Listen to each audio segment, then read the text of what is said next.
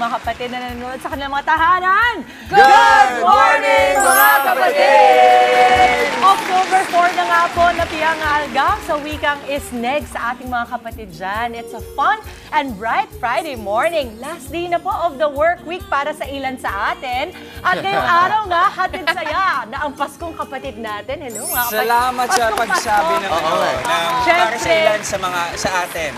Inclusive kasi tayo dito. Amin. Sa inyo, happy weekend. Amin. Okay, feel na nga natin yan, Dims. Kaya all out at makulay na performance ang ating napanood ngayon sa studio. Hatid ng ating mga bisita ngayong umaga. Oh, that's right. Just grabe na feel ko agad yung Christmas spirit ngayon pa lang. At gaya nga lang nung kanta nila, for sure, iba't ibang palamuti na ang nakasabit sa bahay ng ating mga kapatid. At hindi lang yan, Maui, dahil papalapit na nga, di ba? Ilang araw na lang, Pasko na. Makikita mo na rin na puti-putita. Ang mga iba't ibang mga bahay at mga daan, Mami Chiki. Ano masasabi talaga natin, Justin, na makulay talaga ang Paskong Pinoy. Walang kokontra. Mula sa dekorasyon hanggang sa performance, diba? Hindi talaga tayo magpapahuli dyan. Kagaya na lang ng naging makulay na performance ng Emilio Aguinaldo College or EAC Coral. Yan ang kanilang tawag, EAC Coral. Good morning and welcome! Okay, sige. So una na, magpakilala tayo dito. Sino ba ang ating leader? Ayan. Hello. Hi, good morning. Good morning. Good morning po. What's your name? I'm Zarina Lopez po, soprano po ng AC Caral. Zarina. Ako naman po si Miko Rubrico po, ang bass po ng... Yung pinakamataas na boses, pinakamababang boses. Pinakamababa po. Gano'ng kababa ba yung mababa? Hala? Kasama naman. Ulo, totoo.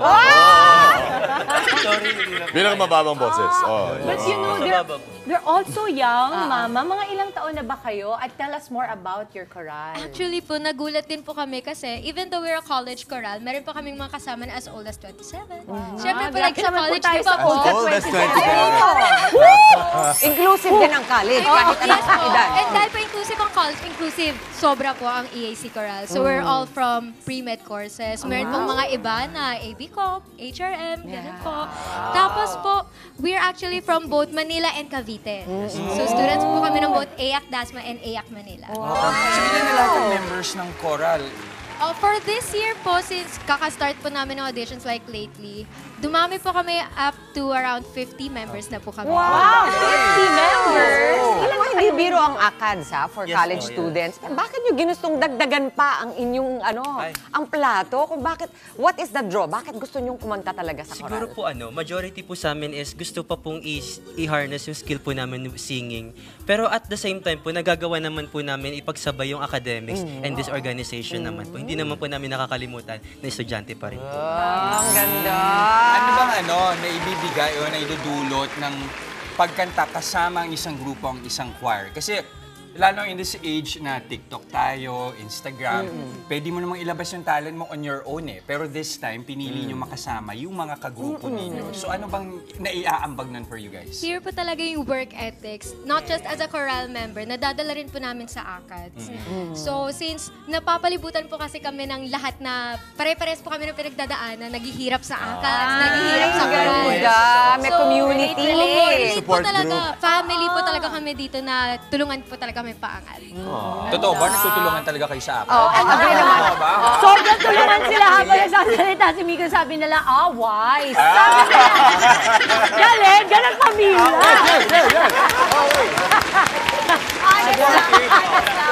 Support! Okay, you guys compete as well. So tell us more about the experience of competing together as a family, as a choral. So we've been in local and international competitions po. But as our batch, we've only been to local competitions. And so far po, it's only been a few since medyo bago po nabuo yung batch namin. And sa totoo po, mahirap. Mahirap po talaga. Pero sa dulo po... Naramdaman ko yun. Sobra. Naramdaman na. At proud na proud kami sa'yo. Kapatid. Sa akin, Chiki, ha? Kasi yung chance niya. Kasi mo na kasi yung chance na maglabas sa mga emosyon. Ilabas mo na, ano? Paano ba? Oo, pwede. Nanonood ba yung gusto mong Hindi. paglabasan ng emosyon mo? Sobra. Alam mo, you bring us Wala. so much pride. Hindi lang para sa school ninyo, kundi para sa buong bansa. Dahil nire-represent nyo kami internationally. Pero hindi lang yan. Kasi Christmas na, marami na nagpa-prepare para sa kanilang mga Christmas party. Kaya pwede ba magpaturo nung inyong ganyan? Di ba? Gagamitin namin yan, di ba? Talagang Sige sa na, natin oo ipapaturo nga eh. Di ba? Kumukuti-kutita. Okay. Start po tayo sa right O, half. try tayo. One, two, three. Kumukuti-kutita. Hey! Hey! Hey! Hey! Ano na yan? Yes, Ganun, Jess? Again. Again. Yung kanya eh. Mga mami, join na kayo! Aura! Aura!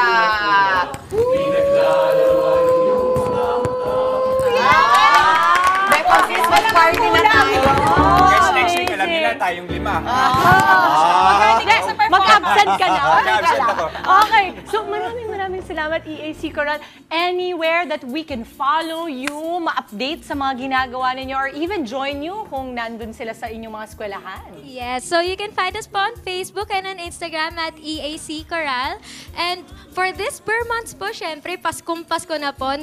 Sa malls po kami, we will be singing in mall gigs po. All around po. Hanapin niyo na lang po kami. Habang namimili. Yan. Okay. Alright. Maraming salamat, AC Coral. Salamat. Thank you, guys. Merry Christmas in advance. Merry Christmas, Salamat. Merry Christmas. Oh, di ba, bilang may maaga kaming papasko sa inyo, eto, meron pa kaming mga pangregalo sa inyo. Halimbawa na lang to, pwede sa sining. Yan naman ang naging puhunan sa nakabibilib na negosyong idea ng ibibida namin mamaya sa kitang-kita. Gamit lang yan yung sikat ng araw. Wow! Yan.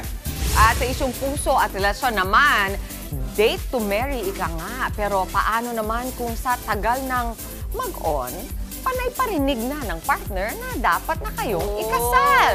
Magpapapressure ka ba? Pag-usapan natin yan sa Payong Kapatid. Puyat pa more, online pa more. Naku, awat-awat din pag may time sa screen time. Baka kasi mauwi sa tinatawag na digital dementia. Kung ano yan, talakayin natin mamaya. Eto naman po sa kanilang husay, sigurado hindi mo sila makakalimutan. Ang rising P-pop group ng Korean talent agency na MLD Entertainment, Nuid. Makikiyata po sa atin mamaya. At para naman sa ating Yay Friday, Pampa-Happy, pass your papers mga kapatid dahil magkakaalaman ulit sa pabilisan sa aming pay-per-view. Abangan natin yan sa ating palarong Pampasaya. May vertigo ka pa niyan. May vertigo ka. Netflix ka pa dyan eh. At syempre, Naman ako ngayon. para sa ating minamahal na kapatid na team bahay dyan, join na rin kayo sa saya ng aming daily palaro. Sino better today? Team Dimples? Yes! Team Dimples? Sa nanalo kahapon. Ibabawi natin yan. Tuto yan. O Team Justin? Uy! Gusto ko yun. Team Justin, pero maring ano, Team Dimples. Ganun siya. Hindi ko na alam. Nag-blending pa sila Basta doon. mga kapatid, i-comment na ang inyong bet with your location sa aming Facebook Live at mamaya pipili kami ng isang maswerteng kapatid viewer na nakahula kung sino panalo sa aming palaro today. Team Dimples o Team Justin. Siyempre, winner yan ng instant 500 pesos worth of load. Boto na mga kapatid, tuloy-tuloy lang ang pagtutok. Magtatalik po ang itong kasalo sa umaga. Good morning, kapatid!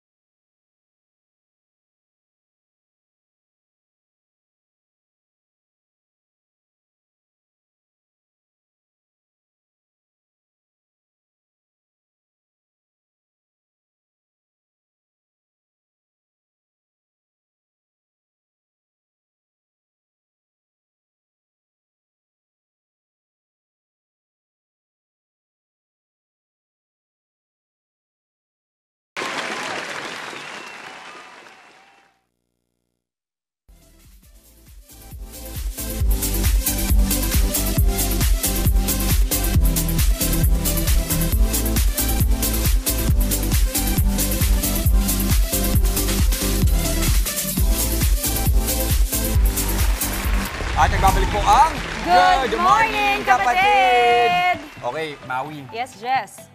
Alam ko, paiba-iba yung panahon. Pero sa mga Pinoy, big deal pa rin yung maaraw talaga, di ba? Ikaw ba takot ka maarawan? Oh, hindi. Alam mo, Hindi hindi ako talaga? takot maarawan. Siguro ang takot ko lang siguro yung mga sun rays and Ayan. exposure. Yun lang naman. Pero in general, hindi naman ako masyado. Pero ibig sabihin, nag-e-enjoy ka Oo. sa arawan. Ano mga ginagawa mo? Kadalasan, pag mainit ang panahon. Eh, syempre, beach. Yan, matik yan. Oo. Pero alam mo, itong nakilala ko, na-discover ko, yung sikat ng araw, yung init na nanggagaling sa araw, ginagamit niya sa paraan na makakalikha siya ng mga artwork. Wow! Yan ang kanyang naging Kakaiba. negosyo, ang solar art wood carving. Yan ang bibida nating negosyo dito sa Kitang Kita.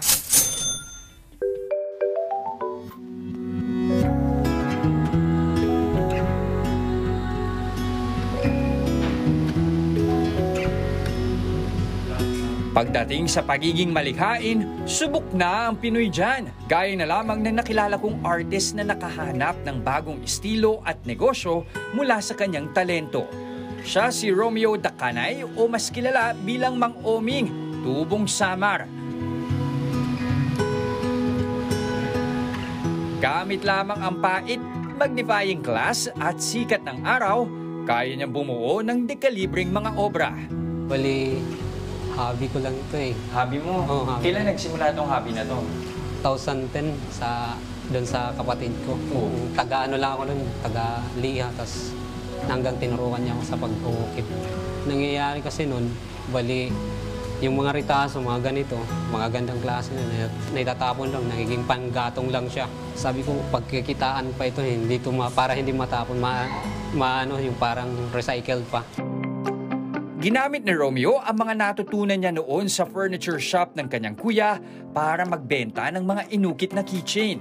Dito na sinimulan ni Romeo ang wood carving business sa halagang 5,000 piso. Sa tulong ng Department of Trade and Industry, nakilala siya sa mga trade fair. At ang kanyang mga naging unang customer, mga alkalde at kongresista. Ilan sa kanyang mga mabentang obra ay mga mapa, logo, at maging mga QR code. At bilang bahagi ng pagdayo ko kay Romeo, nagpaturo na rin ako sa kanya ng wood carving. Mag-uukit po tayo. Yung may pattern naman siya eh. Oo. Madali na lang. So siya. ako to. Sa'yo, so, Sure ba? sure po, ikaw po. Actually, mukha nga eh. Mukha ko rin naman talaga. Nagawa niya na yung ulo. Nagawa niya na yung pinakamukha. Kita ko sa inyo ha. Ayan na oh. Game, gawin natin.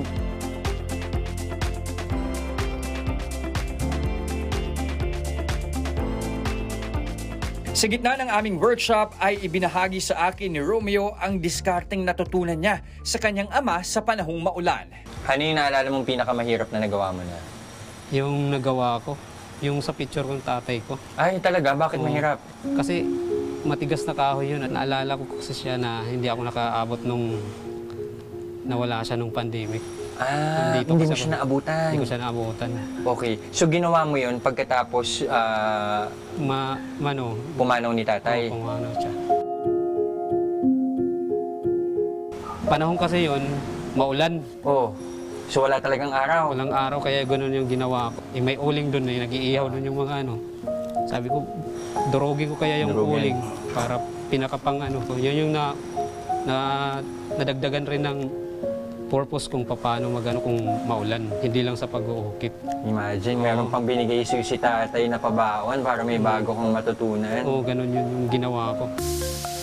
Ang mga portrait kagaya nito, kayang umabot ng 10,000 hanggang 15,000 pesos. Bukod naman sa kanyang negosyo, misyon din ni Romeo na ibahagi ang ganitong estilo ng paglililok sa mga kabataan sa Samar. Para hindi lang ako lang ang gumagawa ng ganito. Ma-share ko rin itong talent ko. At saka gusto ko rin kasi na yung kabataan ngayon na hindi na lang sa cellphone lang na ganun. Yun yung purpose ko rin. Kikita na sila, matututo pa sila. Pinatunayan ni Romeo na hindi hadlang ang anumang panahon para maukit ang makislap na tagumpay. Oh ha? Yan ang finished sino artwork yan? Parang natin. familiar yan, Diba? Jess. Papatingin Pagalang-galang tayo dyan. Diba? Gaya lang, ayan. Kulang na lang mag-file ng COC. Certificate of Candidacy. Diba? Oo, kagalang-galang naman talaga. Pero alam mo, Jess, ako talaga bumilib sa storya kasi unang-una, I feel like yung talento dito iba. Oo. Ibang talent to. Yes. Totoo. At ang maganda sa kanya, katulad ng binanggit natin kanina, ipinapasa niya yung talento sa mga kapatid natin sa Sama, kung saan siya nanggaling. So para lang mapagpatuloy yung ganitong klaseng art ng paggawa, using nga yung init ng araw o di kaya uling. Grabe. Napakahusay. Ang maganda kasi doon, kahit walang araw, may paraan pa rin May siya. paraan at may Pero mas paraan. matagal daw ba pag kumpara sa araw tapos uling ang gagamitin niya? Mas maganda talaga yung kalidad kapag yung sa araw. Kasi yung sa araw merong parang baon ng kaunti. Dun sa uling medyo flat ng kaunti. Pero maganda pa rin kahit yung Oo, uling. alam mo, natuwa ako sa'yo kasi ikaw yung nag-carve, ha? Oo naman. Talaga naman, the Huwag details. masyadong paasahin yung audience natin kasi ito lang yung kinarve ko. Ayun naman. Sa katotohanan, ito lang. Ay, sorry, na-reveal. Oo, kasi may madami pang kailangan gawin eh. Oo, pero alam mo, Jess, siguro ang takeaway ko dito is, alam mo, art is really endless. Oo naman. And it's so wide and, marami kang pwedeng gawin pagdating sa art, no? At ito yun, maraming Pinoy, kayang-kaya. Yes, diba? mga talentado. Again, maraming salamat ulit sa iyo, Mang Uming.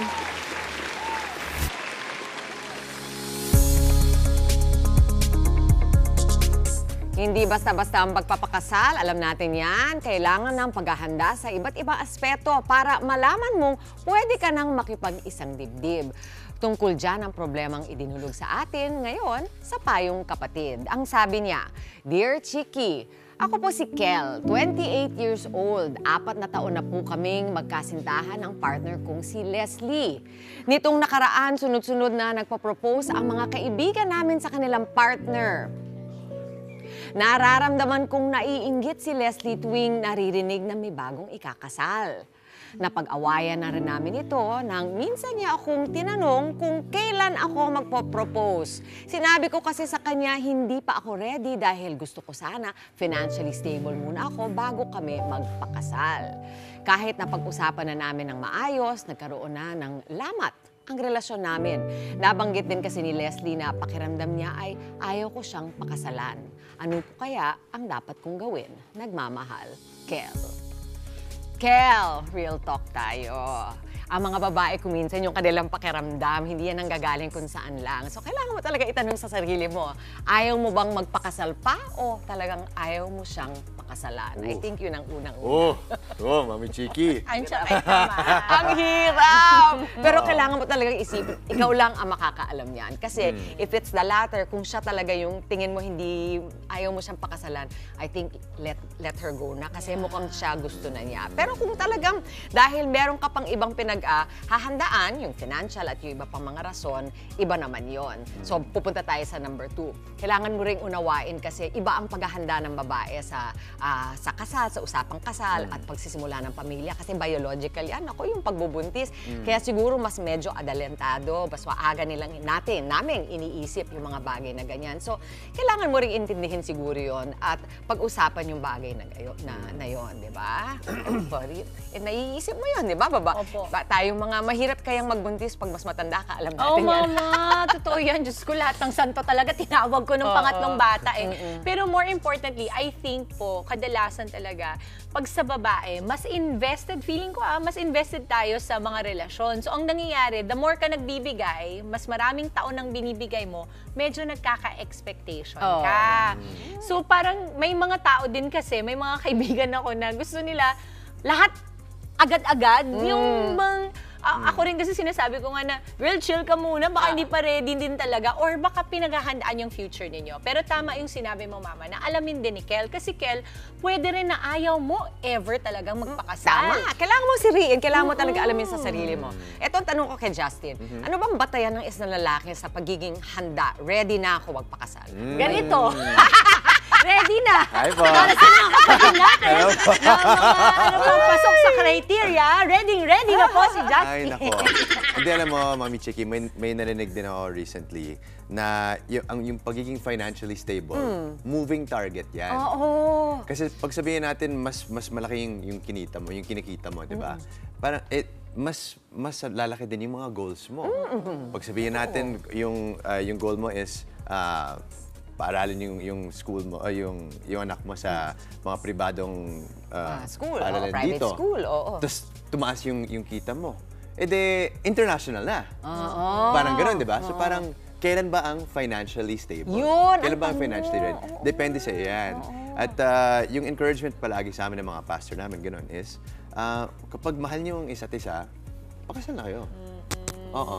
And then you figure it out together. Tama. Kasi pwede rin yun, Kel. Yung pagiging financially stable, yung handa ka na financially, pwede yung pagtulungan yun eh. Tsaka kailangan mo talagang alamin, ano ba yung goal na yun? At ipaalam mo, hindi yung moving target. Sabi mo, hindi fair kay girl, di ba? So kung ano man yung batayan, gusto mong, yun na nga, meron kang hinahanap na trabaho, na gusto mo, o posisyon na gusto mong maabot, meron kang pinapaaral na kapatid na gusto mong matapos na siya, be specific, I think. Yeah. Communication is key talaga, di ba, Mama? Mama, thank you so much sa payo mo, and I'm sure maraming natutunan si Justin. I mean, si Kel pala. Si Kel po pala. Sorry po. Akala ko kasi si Justin yung letter sender. Eto po, humanda ng kiligin mamaya dahil makakasama natin ang Rise and P-pop group na New ID. Isang pangmalakasang performance ang inihanda nila, kaya naman po abangan yan mamaya. At sa ating palarong pampasaya, pasahan, ikutan. Pero bawal ang laglagan. Ayan, abangan. Ano ba yun? Ako, alamin yan mamaya. At sa What's Up, Doc, pag-uusapan natin ang banta ng digital dementia sa mga mahilig magbabad sa kanilang gadgets. Grabe naman, nakakatakot naman yan. Pero wag po kayong aalis, magbabalik pa ang inyong Faith Morning Kasaro at Good Morning, kapatid!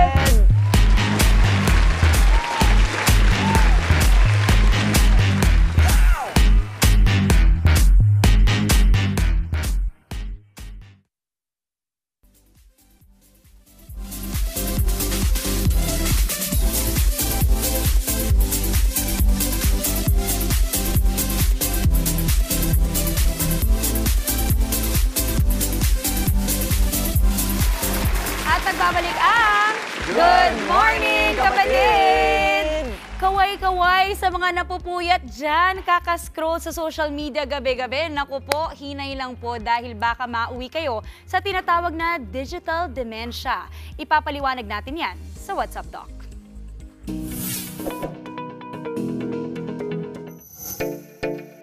Kabiyak na raw ng pagtanda ang pagiging makakalimutin na kalaunan ay pwedeng mauwi sa demensya. Pero may mga nakakabahalang pag-aaral ngayon na pabata na ng pabata ang nagkakaroon nito, lalo sa mga hindi maingat sa kanilang screen time. Meron na ngayong tinatawag na digital dementia. Ito yung dementia kaakibat or yung dementia or yung slowing ng cognitive function kaakibat sa masyadong mataas na screen time. Itong younger generation, yung mga Gen Z at saka yung millennials, baka mas mataas yung risk for digital dementia compared sa mga magulang nila. Normal sa mga edad 70 hanggang 90 ang progressive memory loss. Pero kapag nangyari ito sa mga edad 50 pababa, ito raw ang nakababahala na posibleng may kaakibat na mas seryosong kondisyon. Pag talagang nagtuloy-tuluyan o mayat-maya o talagang napapansin na nakakaapekto na sa gawain, sa pag-aaral, sa pagtatrabaho, at sa pakikihalubilo sa ibang tao, yan yung medyo mas delikado o seryoso ng pagiging kakalimutin. Ilan sa mga senyales ng demensya bukod sa pagiging makakalimutin, ang pagbabago sa personalidad, hirap sa pagkontrol ng emosyon, at pagbabago sa cognitive function.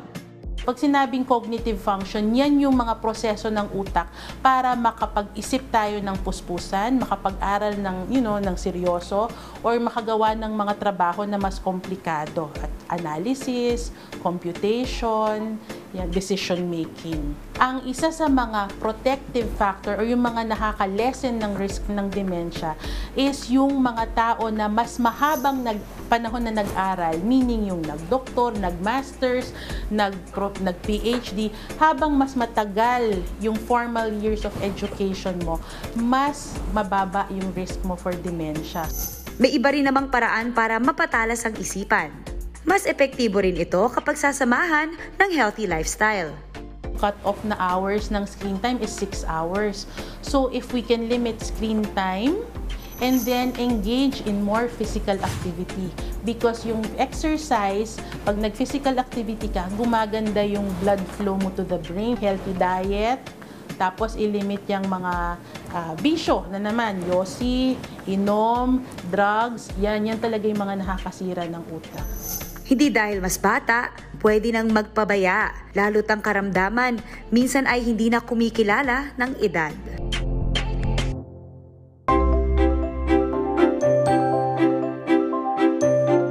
Grabe yung trabaho mo ha, pero nakita ko sa iyo yung sipag mo. Kasi kailangan natin magsikap eh. Pilipino tayo, we have to strive. Gritzy, I'm Dennis Lunar, 45 years old, ang proud Pinoy ng Basel, Switzerland. And this is my MX3 story.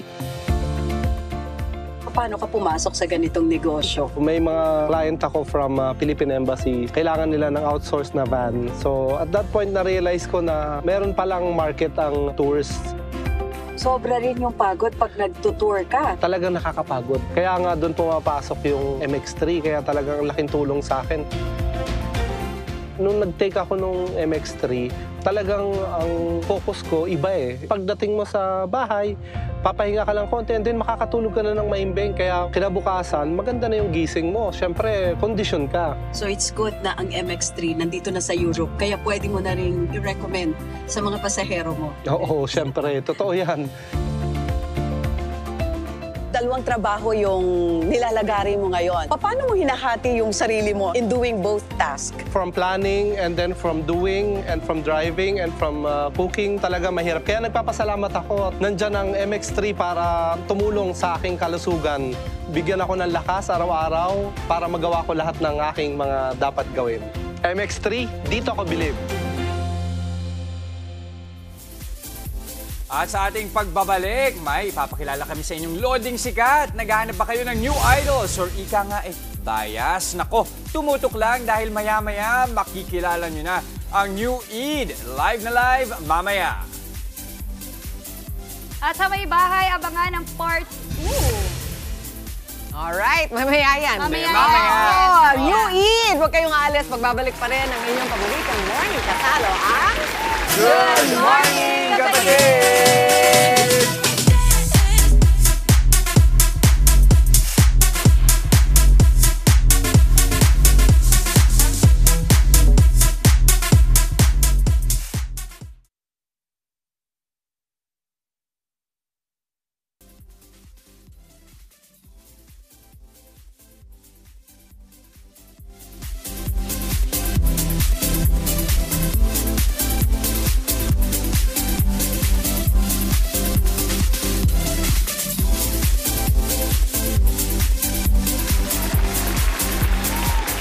At nagbabalik po ang Good Morning, Kapatid! Ituloy pa po natin ang nostalgic feels, ang iba pang pasilip sa contemporary at mid-century na tahanan sa Parañaque. Sama-sama po nating bisitahin muli si Architect Cristiano Salvacion sa kanyang may bahay.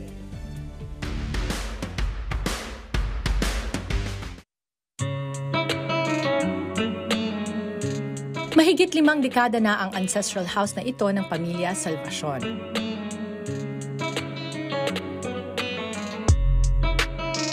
Ito ay may rustic finish na kahoy at bato na hinaluan ng modern lighting and materials. May sukat na 300 square meters ang lot area at 450 square meters naman ang floor area. Pagpasok ng main gate, bubungad sa iyo ang lanai area at iconic Risen Christ statue. Ayon kay Architect Cristiano, ilan sa characteristics ng Filipino mid-century house ay ang arc windows at wrought iron materials. One of the characters ng mid-century, Filipino mid-century homes are the extensive use of wrought iron materials. Kasi yun, combination of square bars, flat bars na kina-curve nila to like spirals sa taas, and then or yung twisted bars for decorative purposes. Nagkaroon na ng 2 renovation ang ancestral house na ito, pero well-preserved pa rin ang original features at old character ng main house. One of the styles din na we have this geometric patterns. So this style is prevalent then during the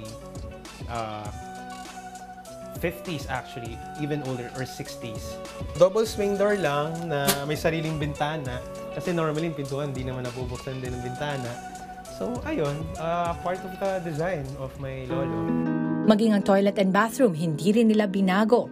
Siyempre, hindi rin mawawala sa isang typical Filipino dining area ang The Last Supper. At para sa mga nais magpa-renovate ng kanilang may bahay, tips ni Architect Cristiano. Before aesthetics, it would be nice na unahin muna yung utility, structural, everything. Kasi if something, let's say, fails at pinarenovate mo tong maganda, madadamage pa rin eventually. Sayang din. So, whatever's necessary first, functional, utilities muna.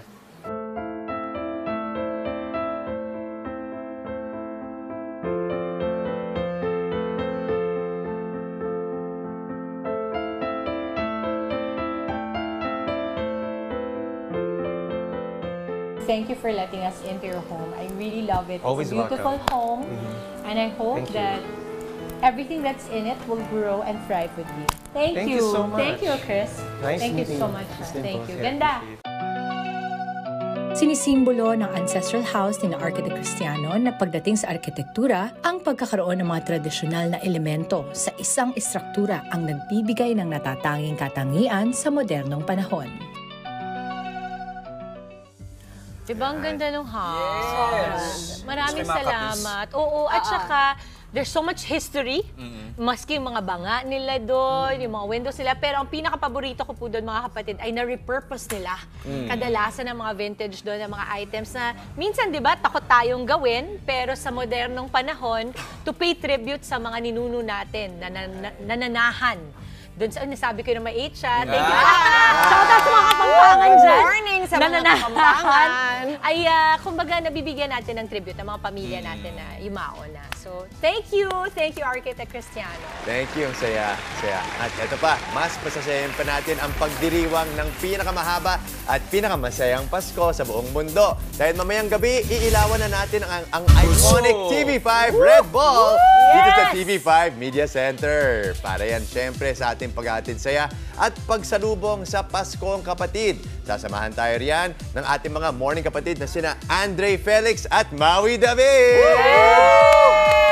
Abangan yan sa Frontline Pilipinas, 6:30 p.m. Dito lang sa TV5. Wow, exciting. Ngayon pa lang nakikita ko na yung ibang mga tao, binibidyohan na yung preparations dun sa Red Bull eh. At saka alam mo kasi ngayon may nakasetup na tayo doon. Sa may Red Bull talagang mafe-feel mo yung Pasko. Mapadaan ka lang, sure na magpapapicture ka doon. Hindi. At saka ito yung mga bagay na kina-excite natin kasi alam mo naman tayo dito sa TV5, di ba? Bonggang-bongga talaga. Ako talaga, sa laki ng bola na yun ang lagi mo sinasabi na parang, ay, saan ka nag-work?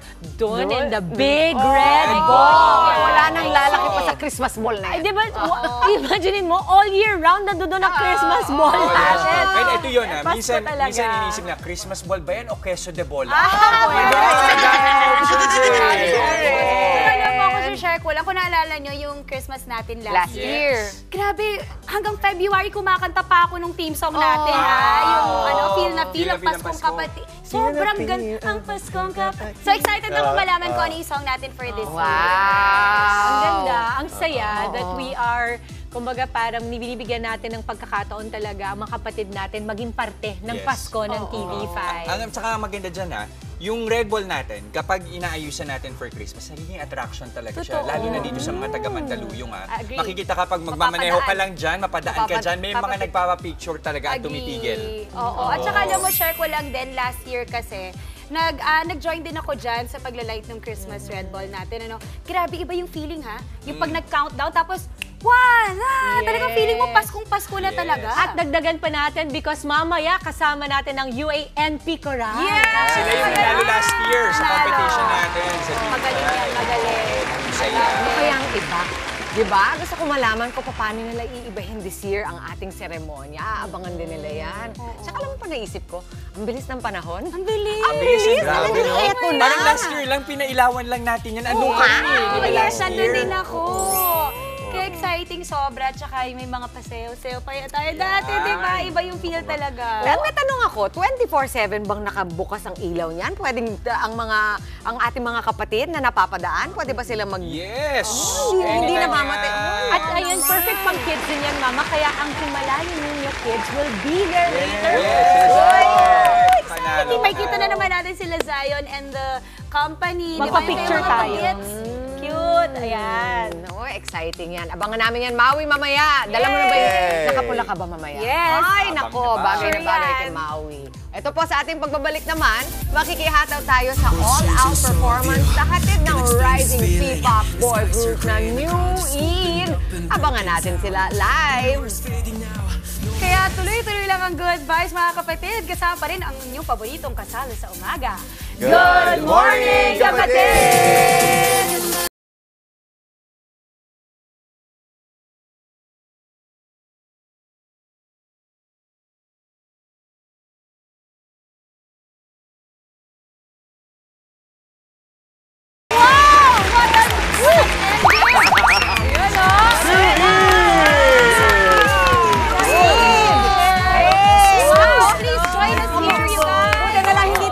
Ghost. Eto, nandito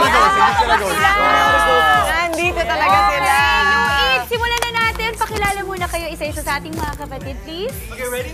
3, 2, starting new. What's up? This is New Eid. Hello. Good morning po. Good morning po. Good morning. Sorry. Okay, your name. Go ahead, isa-isa. Hello, my name is John and I'm the youngest. I'm rapper dancer of this group. Hello. Hello po, my name is Brad and I'm the leader of New Eid. Hello po, I'm Maki and I'm a vocalist in the visual of this group. Hello, I am Mel and I'm the main vocal of New Eid. Hello po. Hi everyone, I'm Wilson and I'm a vocalist of New Eid. Nice to meet you guys. Una-una, ano ba ang ibig sabihin ng Eid? New Eid. Okay po, so basically, yung meaning po ng name namin is new identity po every comeback. So I think this would be the perfect time po para medyo magbigay po ng teaser para sa comeback po namin kasi totally different New Eid po yung makikita nila. Bakit ano bang dapat sa New Eid ngayon? Ayan. Kasi as of now po, yung genre namin is second generation K-pop po yung style. Nice. But next song namin, next release namin, might be something a little more sexy. Wow! Okay, wait. New Eid, kasi kanina, nakita naman natin sa performances yung grabe, sobrang galing. Kita mo talagang malinis sa mga moves. Mismo. So, balita ko, nag-training kayo sa Korea for 1 year. Yes, that's right Can po. you share with us your journey and your experience with the training and everything else? So yun po, we came from a survival show and part po kami ng finalist po and we were given a second chance po para ipakita po yung talent namin.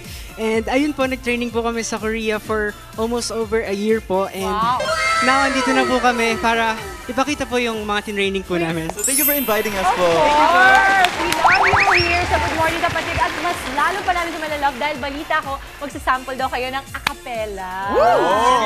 Pwede ba? Parang balita Sige, din yan sa sige, kanila. pakinggan natin. Okay, Okay. ready. New Eid. Okay. I'm not a ghost, baby, can't you see that I'm trying? You got me crying. Can't you love me for a moment? Feel my heart, baby, it's bleeding open. I'm still alive, walking here, but I'm barely breathing. No point in screaming. Don't you know how bad it hurts to love alone? I'm not a ghost.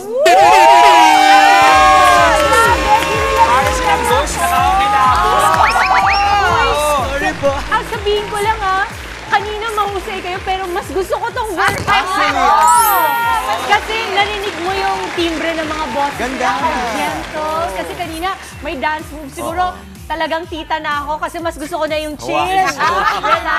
Kaway sa mga tita dyan. Kwentuhan nyo nga kami dun sa kanta ni Nina Ghost. Kasi sanay tayo sa konsepto ng pag nag-ghost, yung nawawala. Ito naman yung ghost. Ang ghost ninyo, parang minamahal ka pero hindi ka nakikita. Hindi ka nakikita. Yung ghost po kasi na alam natin is nangiiwan po, di ba? But this time yung ghost po, nakita naman po natin sa chorus I'm not a ghost, baby, can't you see that I'm trying? So as P-pop idols, ayaw namin na see-through kami. Ayaw namin na tinitingnan-tingnan lang kami. We want people to see our potential and what we can offer to the P-pop community. Pero ito, lumabas yung pagkatita ko. Sabihin niyo sa akin ng totoo, medyo merong inspired a little bit by Michael Jackson's Thriller, yung ibang mga movies. Yung movements. Diba? Ganun. Ay, salamat. Siyempre, icon tama ba? yan. Tama. Oh my gosh. Ako, mga tita, alam na alam niyo yan. Ang galing. Ito, bilang part kayo ng MLD Entertainment. And under this, meron daw Be The Next 99 Dreamers. Pwede nyo bang explain sa amin? That's right. So there will be an upcoming survival show para po sa mga dreamers natin out there. So, mga kapatid, calling all dreamers from all over the world. This is your time to shine and make your mark. May experience man o wala. Mag-audition na at ipakita ang galing mo para sa ultimate chance to be the next global sensation. Be the Next 99 Dreamers, mag-apply na sa bethenext99.com. Application for the audition is until October 18, 2024. Kaya mga kapatid, ano pang iniintay nyo? Join us now! Maraming salamat, Yui! Thank you! The Pride of Plaridel, Bulacan. Let's go, Plarideleños. Sa lahat ng mga Bulakenyo. Naku, ang bilis ng araw. Last day of the work week na nga, Friday na po. Pero ang fun and fantastic Friday tuloy-tuloy lang dahil oras na para sa ating Palarong Pampasaya! Alright, usapang papel po tayo ngayon para sa mechanics. Panoorin niyo po ito. Palarong Pampasaya. Pay-per-view. Ang mechanics, Team Dimples versus Team Justin pa rin tayo. Sa larong ito, kailangan lang magpasahan ng papel ang players. Gagawin nila ito isa-isa nang umiikot bago ipasa ang papel. Kapag nasa huling player na ang papel ay gagawin ulit ito, papalik naman sa unang player. Pinakamabilis magawa ang challenge, panalo. Alright, kasama natin ang New Eve ngayon. Si Team Dimples kasama sina Jester, Tad, Dom, and Mackie. At sa Team Justin naman, nandyan si Maui, of course, si El, Wilson, at si Mondi, ang ating resident FIFA. Okay, alam niyo na, so pabilisan lang ha, pila-pila kayo. Pila-pila. Meron po kayong mga dots dyan sa floor. May mga dots. Meron po kayong mga marker sa floor. Dear, ito po. Yan, there, this one, okay? Okay. Okay, so ang first pasa, kanang kamay. Pagdating sa kabila, left hand naman. Iikot lang kayo. Okay. Isang buong right ikot, hand no? muna. One hand. Isang buong ikot. Yes, isang buong ikot. Tapos sa kanya. Very good. Okay. Tapos pabalik, left hand naman. Left hand. Okay, ready. Okay, eto na po. Excited na sila. Let's go. Where's the paper? And 3, 2, 1, let's go! Let's go! Very good, very good! Walang nahihinig. Panalo ka na!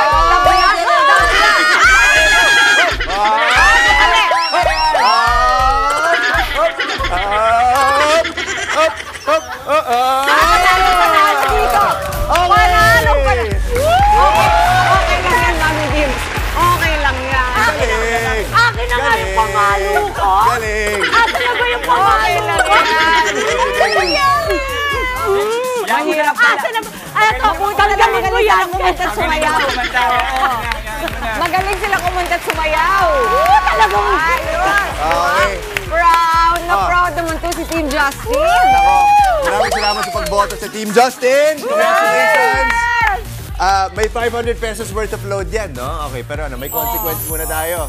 Ito, Yung winner daw, i-announce na natin online. Okay. Abangan yan, abangan. Alright. Sige, kunin ko ito. Congratulations ulit sa Team Justin. Ang bilis nila, tapos kalmado. Sila. Ay, salamat din tayo mag-face powder for today. Ako, alam mo, gusto mo. Ikaw, sino ba? Ayan, Amy Justin, Amy Lamis. Ayun na pala. Wait, oh yeah. You all look the same. I know. Okay. Joke lang, okay. Yeah. Okay, Justin, may winner na tayo. Oh, may winner. Okay, congratulations, kay Amy Lamis. Justin! And that is it para sa ating Hatid Saya Friday. At mga kapatid, eto na nga po, 82 days na lang, Pasko na! Isang makabilang umaga ang nahitin namin sa inyong mga tahanan. At sana nag-enjoy kayo sa aming mga pakulo this morning. Kita-kits pa rin po tayo sa Lunes. At mamaya abangan ng TV5 Christmas Ball Lighting sa Frontline Pilipinas. At sa ngayon, susunod na ang Frontline sa umaga. Gawing habit na ang pagtutok sa amin every morning para siksik ang araw ninyo sa saya at informasyon. Mga mainit na balita at naka-inspire ng mga kwento. Yan at marami pang iba kasama inyong Fave Morning Kasalo. Ito ang Good Morning Kapatid!